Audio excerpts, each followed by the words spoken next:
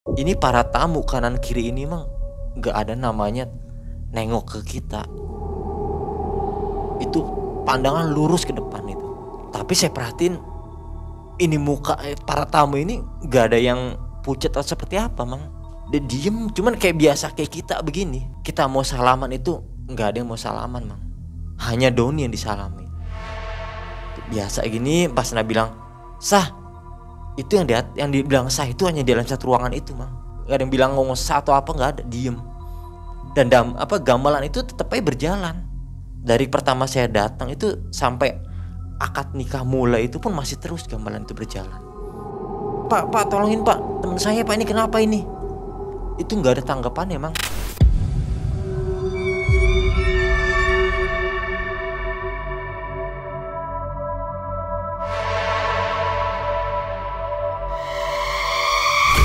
Dari keluarga mereka itu, keluarga si Rini itu nggak ada tanggapannya.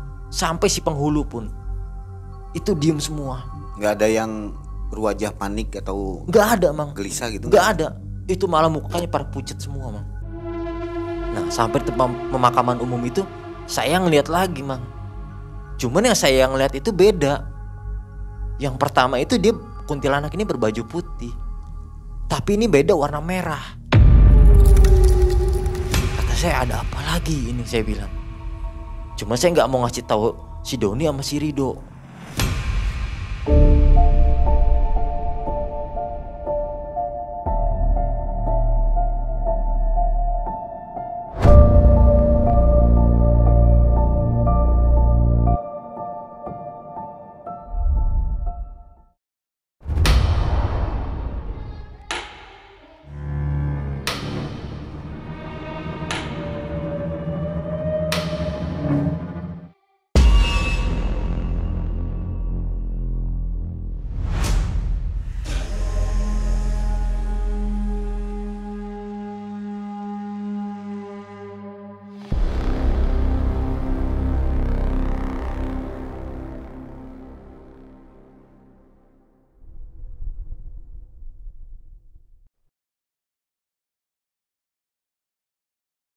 Assalamualaikum warahmatullahi wabarakatuh.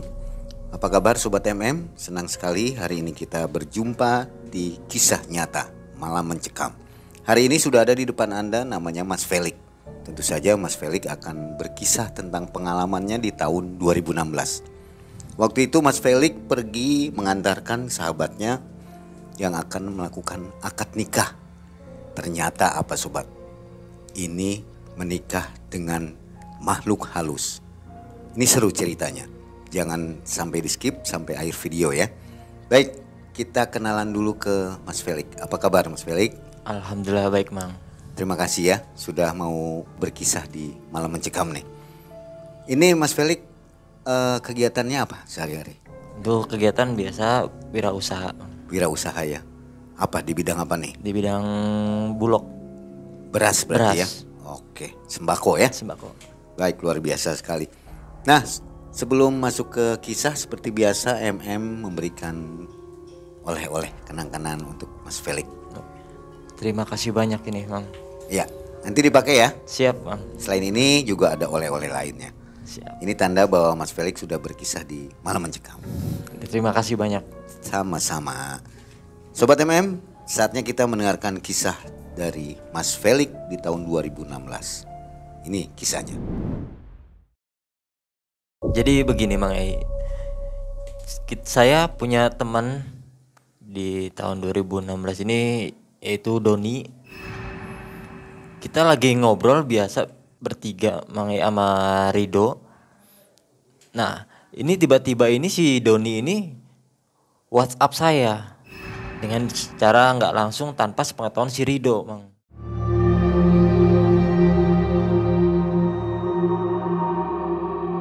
Felix, lu ada acara nggak? Lu mau gua ajak kemana? Kata saya. Ke tempat calon gua. Nah saya balas, Mang. Kapan lu pacarannya? Udah, lu mau nggak? Ada waktunya nggak? Kapan lu mau ngajak gua? Hari Kamis, Mang. Oh ya udah, kebenaran hari Kamis itu saya nggak ada kegiatan apa-apa. Ya udah, saya mau, saya balas itu. Ya udah, nanti kita janjian Jam 8 kata dia itu dijemput. Oh ya udah oke. Saya tunggu di rumah. Nah, pas di hari Kamis itu saya dijemput sama si Doni. Pakai sepeda motornya Vespa itu. Itu ke daerah Rangkas Bitung. Nah, kita jalan itu jam 4 persis habis asar itu kita jalan. Kita berjalan aman, gak ada apa-apa. Cuma sepanjang jalan tuh saya bertanya sama si Doni, "Don, sebenarnya lu ketemu sama nih cewek di mana?" Nah, kata si Doni, "Gue kenalin di Facebook, Lik. Bagus cok ceweknya," kata saya. "Udah ntar lu lihat sendiri." Oh ya udah.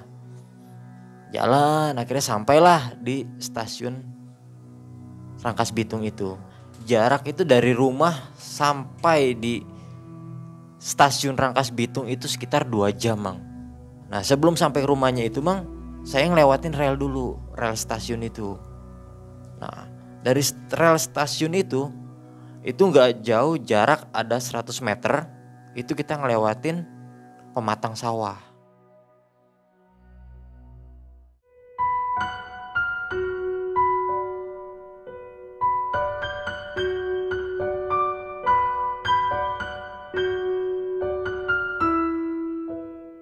Sampai di sana itu habis maghrib, sampai di pematang sawahnya itu. Pas kita melewati pematang sawah, secara nggak sengaja itu saya ngelihat ke kanan, Mang.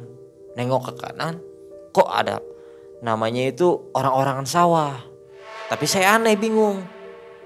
Ini kenapa orang-orang sawah kok hitam semua?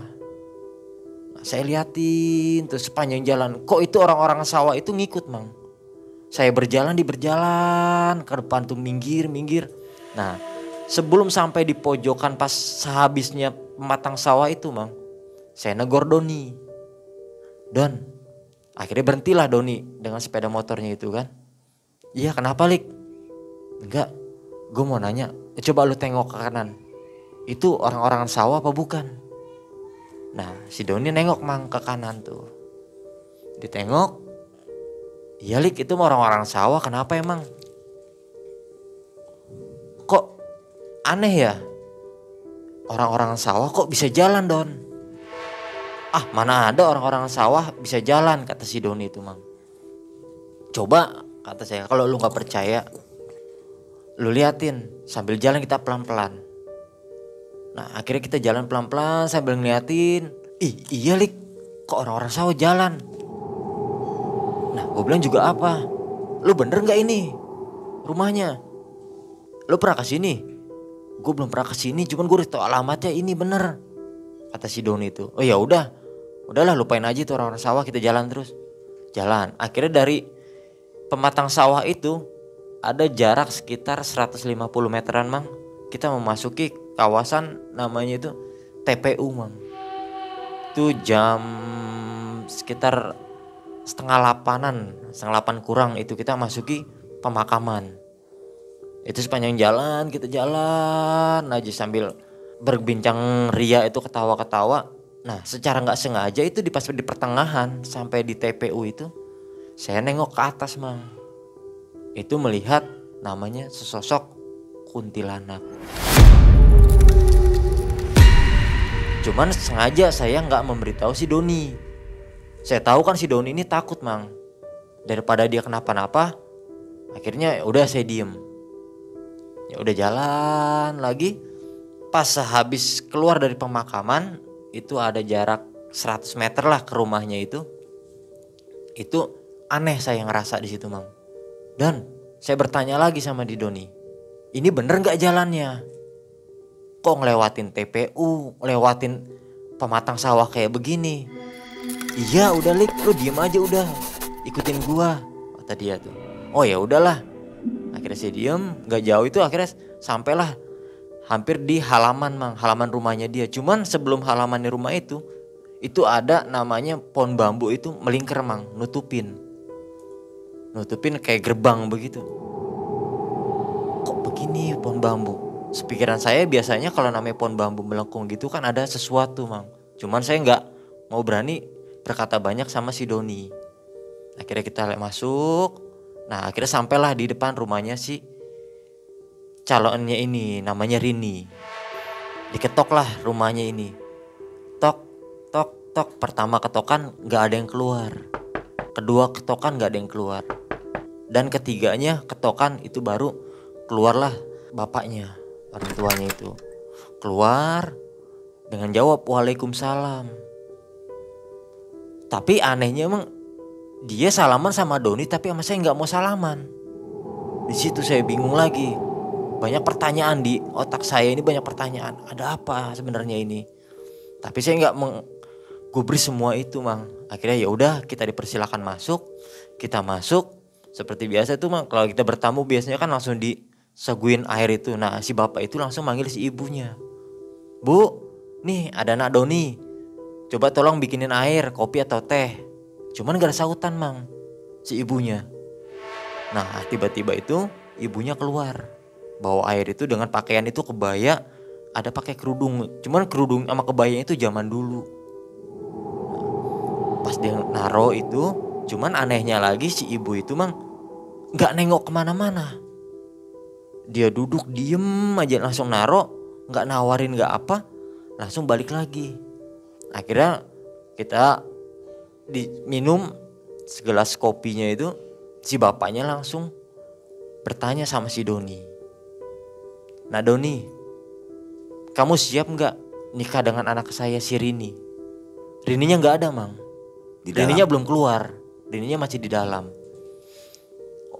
Ya udah, akhirnya dijawab lah dengan lantang sama si Doni ini. Iya, saya siap, Pak. Tapi dengan salah satu syarat. Kamu menikah di hari Kamis. Itu jam 8. Akhirnya saya bertanya, Mang, ke bapaknya dia, Rini ini. Maaf Bapak, kalau boleh saya nanya. Ini kenapa kok menikahnya di hari Kamis udah begitu jam 8 malam? Kenapa nggak bisa di hari Sabtu atau minggu lainnya? Tapi saya malah dimarahin, Mang, sama si bapaknya. Ditunjuk saya. Kamu siapa? Maaf Bapak, saya temannya Doni, kata saya itu. Saya kesini hanya mengantarkan teman saya. Jawab bapaknya dengan lantangnya lagi, Mang. Saya gak ada urusan sama kamu. Udah kamu diem. Ini urusan saya sama Doni. Dan di Doni pun di situ gak ada kata-kata apapun. Diem, Mang.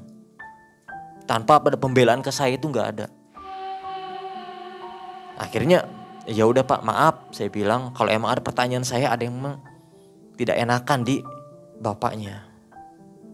Akhirnya sehabis itu kita pulang.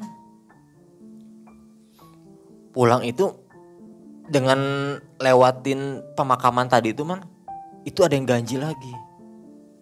Di pertengahan itu mogok motor itu. Kita udah coba, kita selak, itu gak hidup. Saya sampai nanya ke Doni, Don, ini motor businya baru apa enggak? Kata si Doni jawabnya, baru Lik, orang tadi sebelum berangkat udah gue ganti ke bengkel. Terus ini kenapa bisa mati? Mana kata saya, mana yang di tengah kuburan lagi. Mana malam Jumat. Ah udahlah jangan mikir yang enggak kata si Doni itu. Bikin takut gue aja lu. Oh ya udah. Akhirnya kita jalan pelan-pelan, Mang. Capek saya bilang ngedorong motor itu kan. Dan cobalah sini gue yang nyala kata saya. Saya baca bismillah. Bismillahirrahmanirrahim, mudah-mudahan nyala yuk. Diselak akhirnya nyala, Mang. Itu sehabis lewatin makam itu nyala itu, Mang.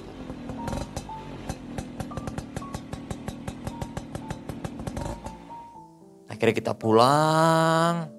Nah sepanjang jalan itu saya ngobrol sama si Doni. Don, kok perasaan gue gak enak ya Don ya. Ada yang aneh sama keluarga calon lu. Kata si Doni, apaan sih? Orang gue biasa-biasa aja. Lu gak seneng lu ngeliat gue lagi seneng kayak gini pengen nikah? Iya bukannya gitu kata saya ke Doni, Mang. Jadi saya seneng aja Don ngeliat lu pengen nikah. Ya udah kalau emang gue salah ya gue minta maaf lah kata saya tuh. Akhirnya kita pulang. Sampai di rumah itu. Nah kita sampai di hari H, Mang. Itu tanggal 13 Oktober 2016. Itu hari Kamis, Mang. Kita udah siap-siap. Itu kita nyiapin 2 mobil, Mang. Yang di mobil merah itu Yaris itu saya, Rido sama Doni. Dan di mobil yang EPV-nya itu supir sama keluarganya dia aja. Orang lain gak ada yang ikut, Mang. Bapak ibunya ikut, itu ada di mobil EPV. Kita pisah karena mobil Yaris itu kan kecil, Mang, gak muat ya. Jadi kita taruh di mobil EPV. Sebelum jalan itu saya ngasih tahu ke si supir yang EPV ini, Mang. Ini tempatnya. Persis itu jam 4:05 itu kita jalan. Karena kita ngobrol jam 8 ini. Kita jalan beriringan, masih beriringan itu, Mang, jalan. Akhirnya, nah mobil saya yang isi ini, bensin udah mau habis, Mang. Akhirnya kita isi dulu berdua nih, masuk pom bensin kita isi. Mobil masih ngikut, Mang. Si EPV ini masih ikut. Nah sehabis dari pom bensin itu akhirnya kita jalan beriringan, Mang. Itu sebelum sampai di stasiun, itu kan ada namanya itu warung, Mang. Di sebelum rel itu ada warung. Nah saya nunggu di situ karena mobil ke dalam nggak bisa, Mang. Itu hanya jalan sepetak arah mau ke rumah si Rini itu. Diparkir di warung, Mang? Di warung diparkir. Tapi si mobil EVV ini nggak ada, Mang. Belum sampai. Belum sampai. Mikir saya kan belum sampai. Ya udah, saya ngomong sama Doni, "Don, ini mobil EVV belum sampai ini. Gimana? Orang tua lu?" Ya udah kita tunggu di warung aja dulu, Lik, sambil minum dulu. Oh ya udah. Ada sekitaran 15 menit, hampir 20 menitan, Mang. Saya nunggu. Akhirnya gak datang-datang. Akhirnya saya telepon itu yang si supir EPV itu. Mang Aya namanya itu. "Halo, Assalamualaikum." "Ya, Mang. Saya mau nanya lagi di mana? Kok belum sampai-sampai? Ini saya udah sampai di tujuan." "Coba Mang Aya berhenti dulu coba. Ini masalahnya masih jauh banget, tadi orang jaraknya sama kita kok deket." Iya. Akhirnya berhenti. Kita arah ke Parung, dia tiba-tiba ada di Tajur Bogor. Padahal Sherlock itu sudah saya kasih. Akhirnya saya marah-marah sama si Mang Aya itu. "Mang, coba lihat Sherlockannya lagi, bener nggak?" Akhirnya dilihat. Iya Mas Pelik. Saya ada di Tajur, kenapa bisa begini?" Kata si Mang Aya. Ya udah saya tunggu di warung akhirnya. Akhirnya tunggu, nggak lama itu saya dapat kabar lagi dari Mang Aya dan keluarganya. "Mang Felix, mohon maaf," kata si bapak sama si ibu, "kayaknya kita nggak bakal ke Uber kalau ke sana itu sampai jam 8. Kita semua ini ngutusin untuk pulang." Nah kata si bapak, untuk wali si Mas Doni, Mas Felix sama Mas Rido. Karena yang bertiga di mobil itu saya bertiga, Mang. Oh gitu, ya udah. Akhirnya mobil kita parkir, Mang. Mobil kita parkir, akhirnya kita jalan. Itu kita belum nggak ngasih tahu ke warung itu, Mang. Si warung itu nggak nanya, maksudnya nggak kita mau kemana itu nggak nanya. Kita bayar, kita jalan akhirnya bertiga lewat pematang sawah itu lagi. Yang anehnya lagi, Mang, itu namanya orang-orangan sawah yang saya lihat pertama itu nggak ada. Gak ada sama sekali. Nah di situ pun orang namanya lalu lalang itu gak ada, Mang. Sepi, benar-benar sepi itu. Itu keadaan hampir jam 8. Akhirnya kita jalan bertiga tuh. Nah si Rido ini gempet-gempet saya. Lik, kenapa Dok? Itu karena si Doni udah duluan, Mang. Dia sampai saking gak mau taunya si Doni, dia nanya sama saya, "Lik, iya Dok kenapa?" "Ini gak salah tempatnya." "Iya nggak salah, orang ini gue yang kemarin diantar ke sini sama si Doni." "Emang kenapa?" "Enggak kok, begini banget tempatnya. Nggak ada orang sama sekali. Orang apa gimana?" "Udah ikutin aja." Akhirnya tuh kita jalan. Nah sampailah di tempat pemakaman umum, Mang. Nah sampai tempat pemakaman umum itu saya ngeliat lagi, Mang. Cuman yang saya ngeliat itu beda. Yang pertama itu dia kuntilanak ini berbaju putih. Tapi ini beda warna merah. Kata saya, ada apa lagi ini, saya bilang. Cuma saya gak mau ngasih tahu si Doni sama si Rido. Karena berdua ini saking penakutnya berdua ini. Udah saya diem jalan, saya sambil baca dalam hati itu. Istighfar aja kan. Saya jalan. Nah sampailah di gerbang yang saya bilang itu, Mang, yang bambu itu nggak ada, Mang. Itu berganti dengan janur Umi.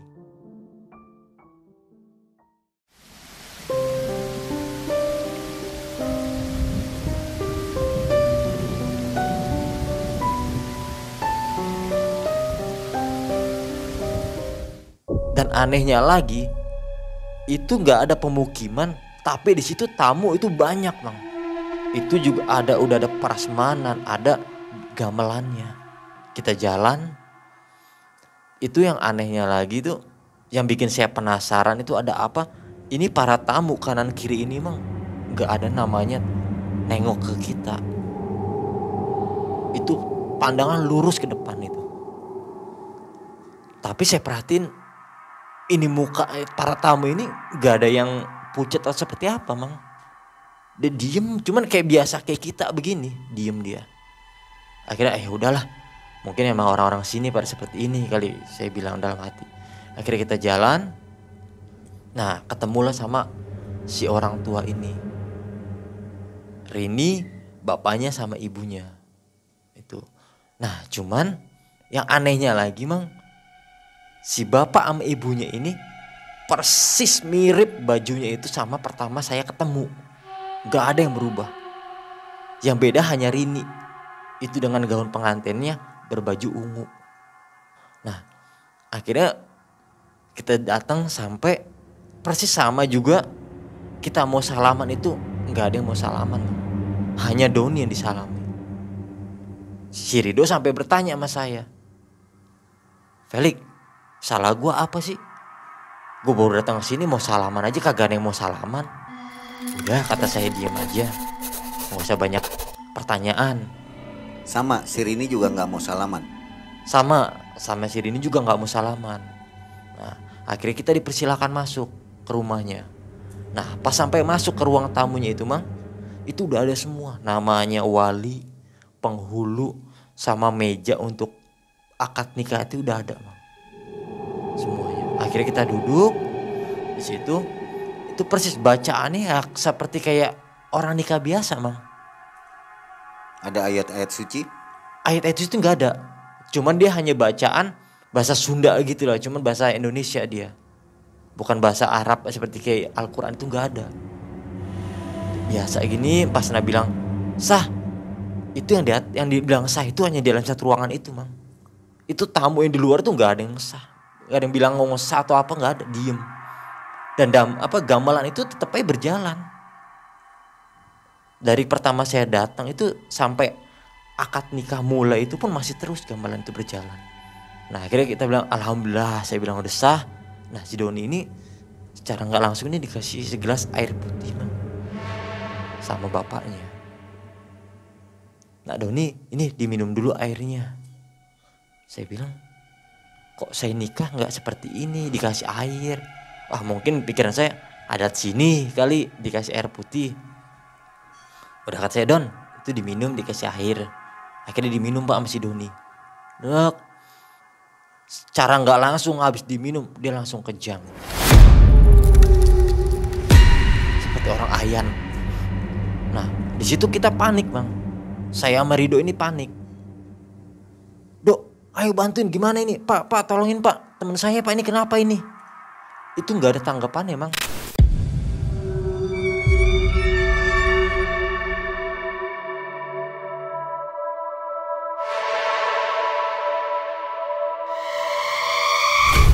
Dari keluarga mereka itu, keluarga si Rini itu nggak ada tanggapannya. Sampai si penghulu pun itu diem semua. Nggak ada yang berwajah panik atau nggak ada, Mang. Gelisah gitu? Nggak ada. Itu malah mukanya para pucat semua, Mang. Dengan muka pucatnya. Beda persis pertama kita datang. Itu langsung beda, berubah. Si Rini sama si keluarganya itu. Akhirnya yaudah saya ngutusin sama si Rido. Dok, udah ayo kita bopong berdua. Kita cari klinik yang terdekat. Nah, kita jalan keluar rumahnya itu. Sambil lewatin para tamu itu, Mang. Itu para tamu pun anehnya gak ada yang nengok, Mang. Bantuin pun gak ada.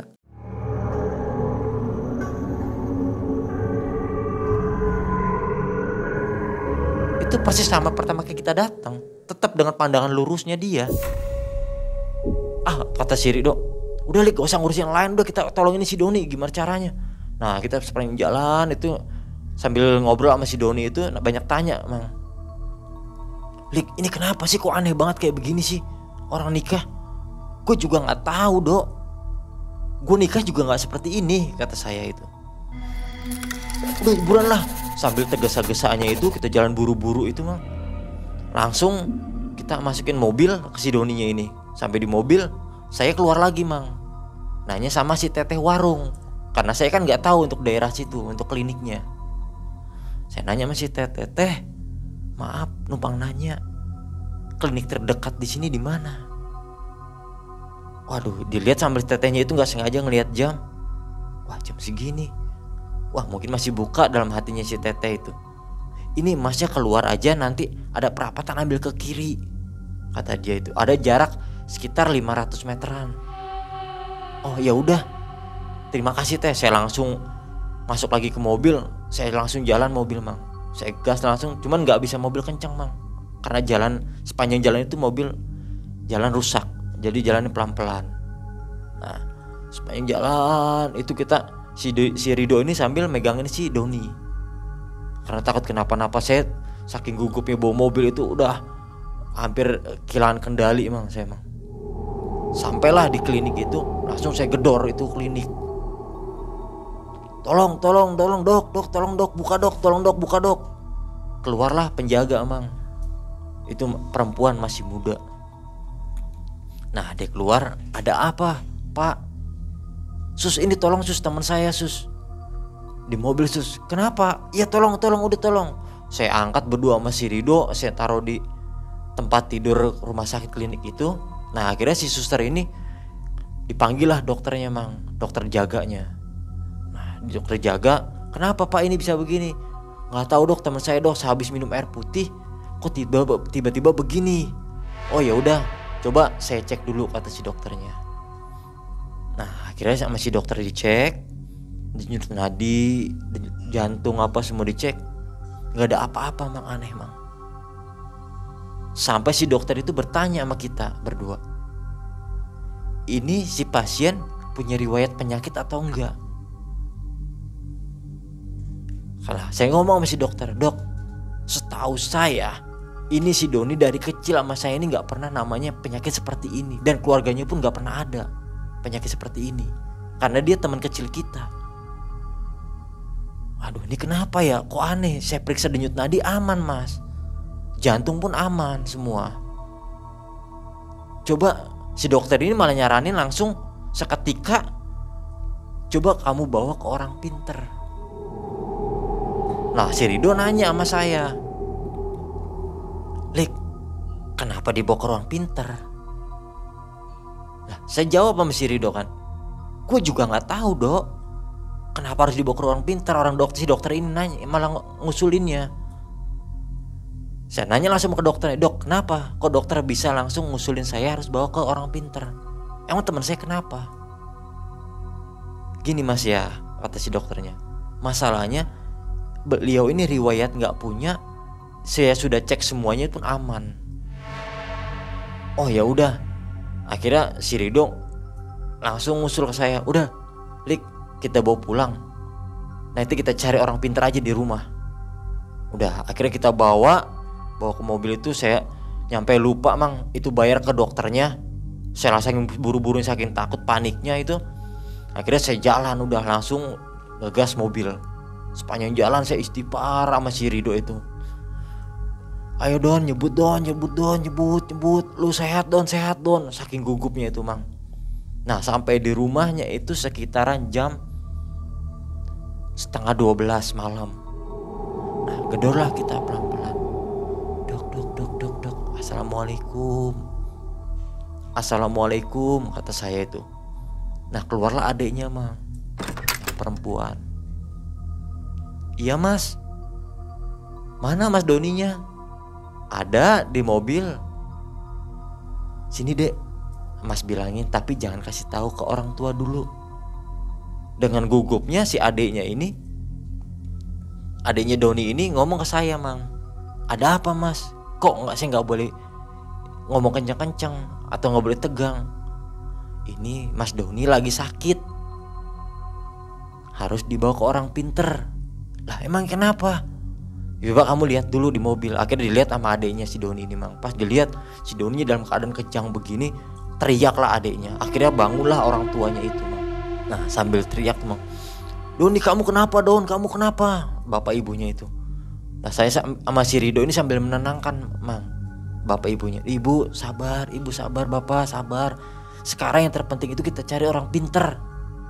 Kenapa orang pinter? Gak bawa ke dokter, kata bapak ibunya. Ibu, ini tadi saya udah bawa ke dokter, cuman dari dokter itu gak ada penyakit sama sekali. Dan detak nadi sama jantungnya itu aman semua. Itu. Akhirnya bapaknya dengan tergesa-gesanya bawa motor nyari orang pinter Mang. Itu ustadz di sana itu.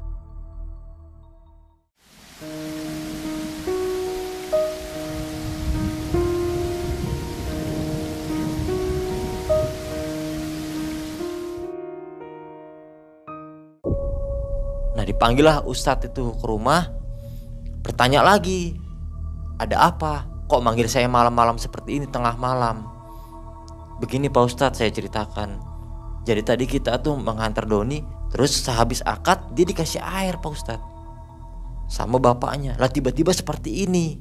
Astagfirullah, sambil menyebut itu ustadznya langsung ngecek Mang. Dilihat semuanya, entah dia baca apa, seperti apa, mungkin dibuka. Nah di situ ustadz langsung ngomong Mang, ini Doni seperti kena sirap ataupun guna-guna. Masa sih, kata saya, kena guna-guna gimana? Yaitu dengan air itu. Terus nyembuhnya gimana Pak Ustadz? Ya udah, kita ambil air wudhu semuanya, kita baca surat-surat yang bisa kita baca. Akhirnya udah ambil air wudhu semuanya Mang, kita baca-baca sambil Pak Ustadz nyembuhin.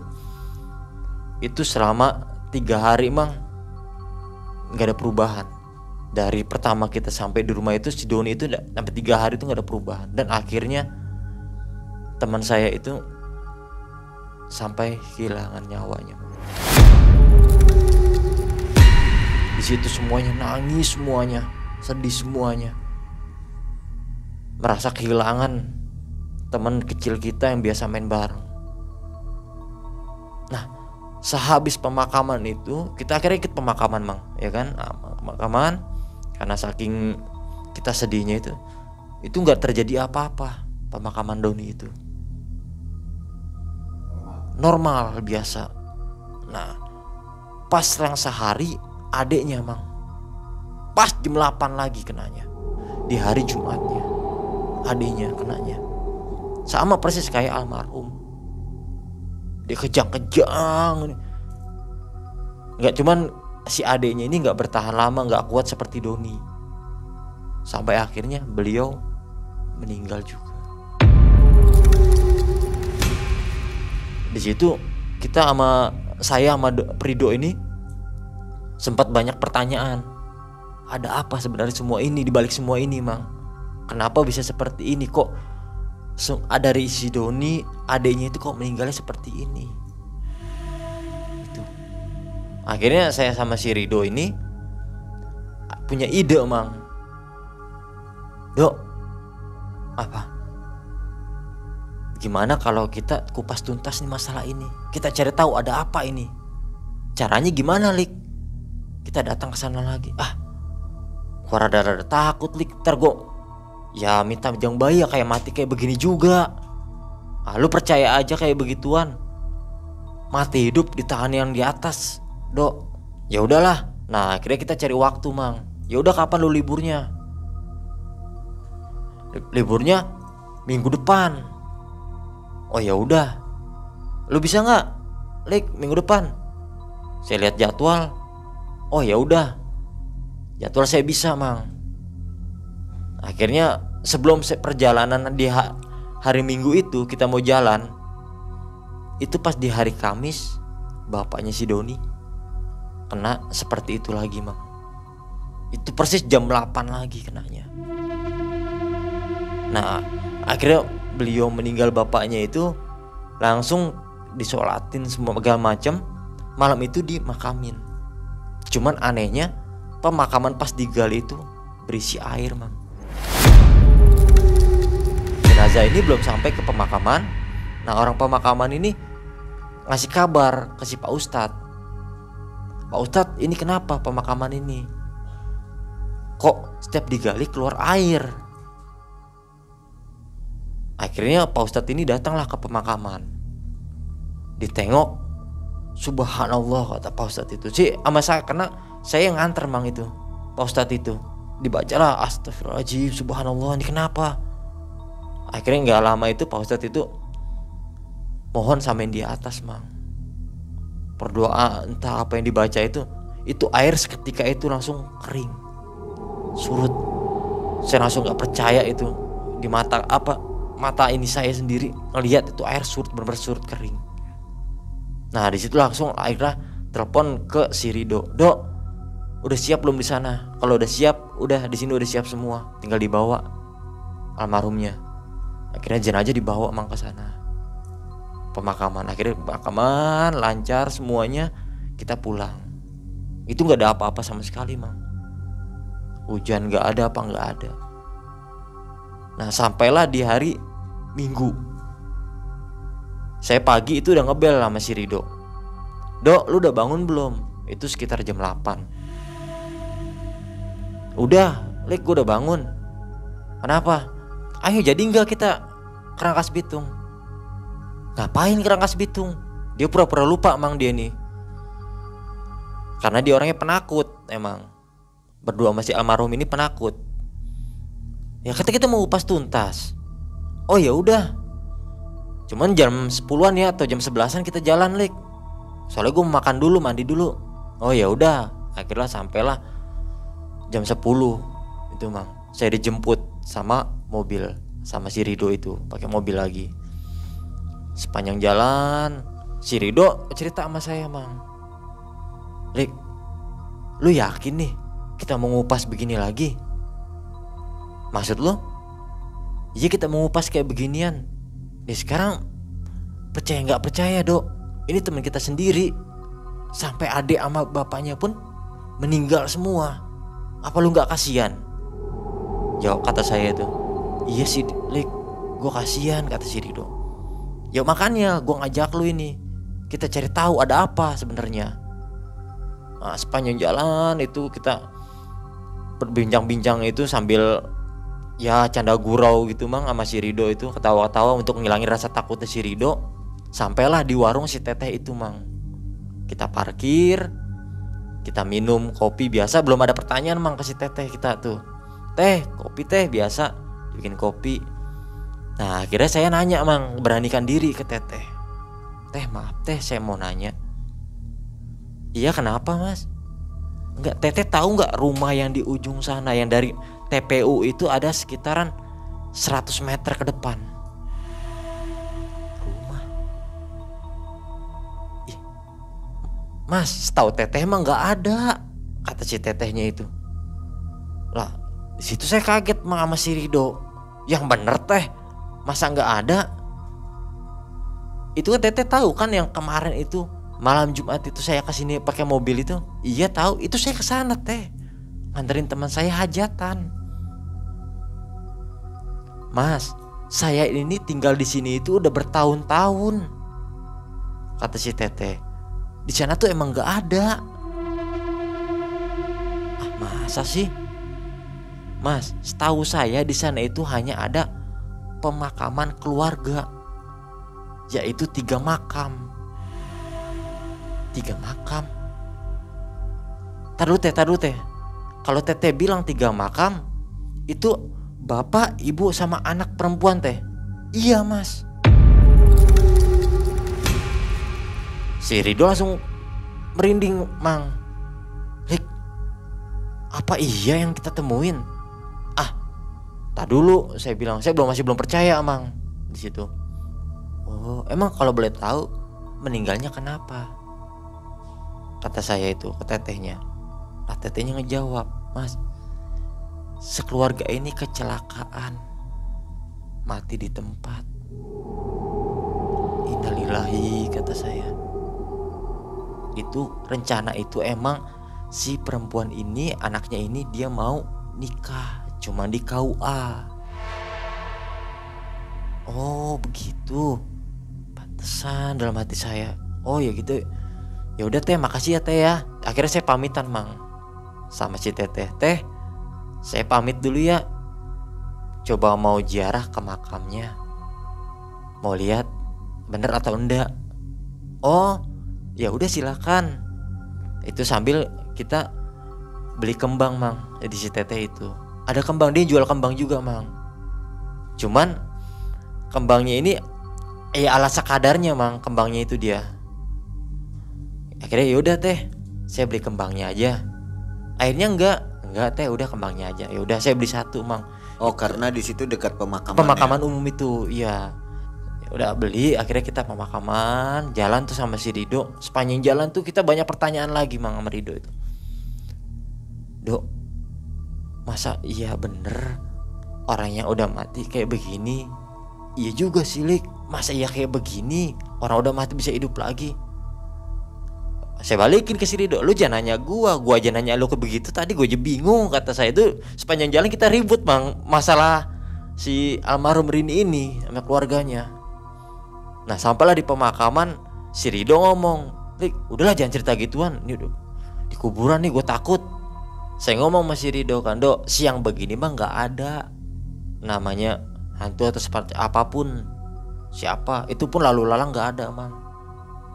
Dan lu tahu sendiri kan, semalam itu banyak kan orang-orang. Iya Lik, nah lu lihat sekarang gak ada pemukiman sama sekali. Coba lu pikir logika, dari mana itu datangnya? Itu loh. Nah akhirnya sampai Mang, itu di depan pas yang kata saya itu ada namanya bambu itu. Nah itu bambu ada lagi Mang, itu bambu ada lagi. Cuman rumahnya gak ada di depan bambu itu. Jadi bambu kesananya lagi tuh langsung seperti pagar pakai kayu bambu itu Mang. Itu ada makam 3, masih baru patoknya itu semua. Tuh akhirnya saya kesana lagi, akhirnya datang. Saya lihat namanya bener, namanya itu yang anaknya itu namanya Rini. Ya akhirnya kita ya udah Dok, kita doain aja sekeluarga semua di sini, Rini sama keluarganya semoga mendapatkan surganya Allah. Oh ya udah yuk kita doain aja. Ya udah kita sambil tebar bunga kita doa Mang. Nah habis doa gitu kita jalan pulang Mang, arah ke mobil. Nah di situ saya nanya lagi sama si tetehnya, Teh punten kalau saya boleh tahu meninggalnya kapan ya Teh ya kecelakaannya? Itu 2 minggu kemarin Mas. Wah di situ lebih shock lagi Mang saya Mang, karena persis pas tanggal sama si Doni. Berarti yang saya pertama kesini itu yang pas meninggalnya.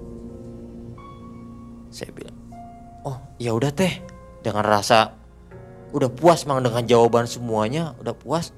Akhirnya saya pamitan sama si Teteh. Teh, saya berdua pamit pulang.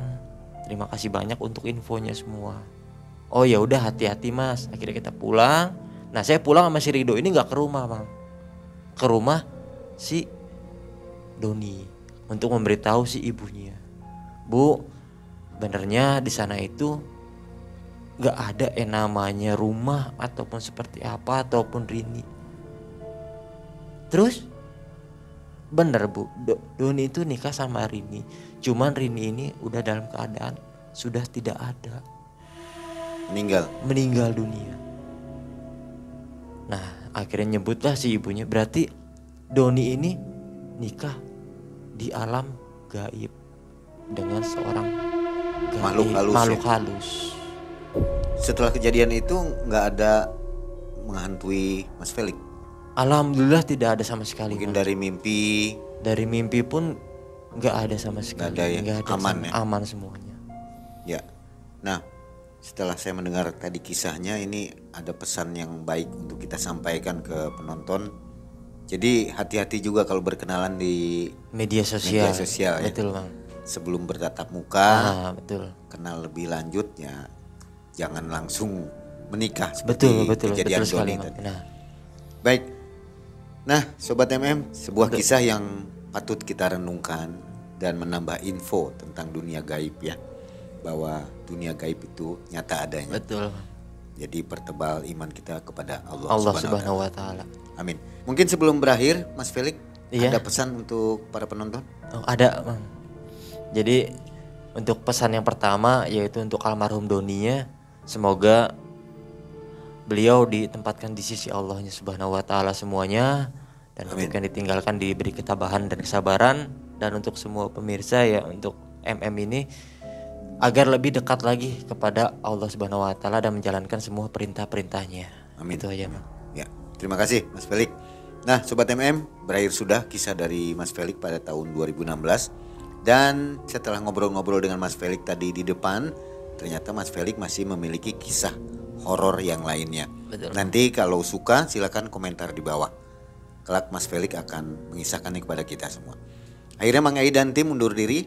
Assalamualaikum warahmatullahi wabarakatuh.